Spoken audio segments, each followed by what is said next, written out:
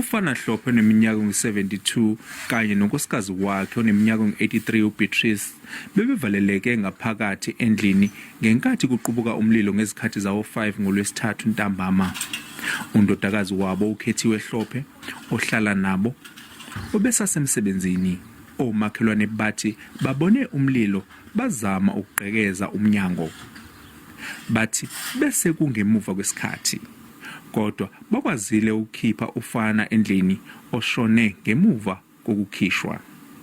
Ugogo uBeatrice yena ushonele khona endlini ebisha ubuhanguhangu. Izakhamizi ziphatheke kabi ngokungakwazi ukubasindisa.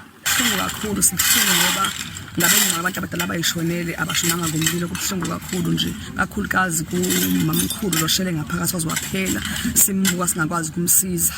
Izakhamizi ziphatheke kabi ngokungakwazi ukubasindisa. Umndeni uthi umlilo kungenzeka ukuthi uhlobene nokucima konga ugesi njengoba kushe ngemuva kokubuya kwawo. Amaphoyisa avule idokodo lophenyo.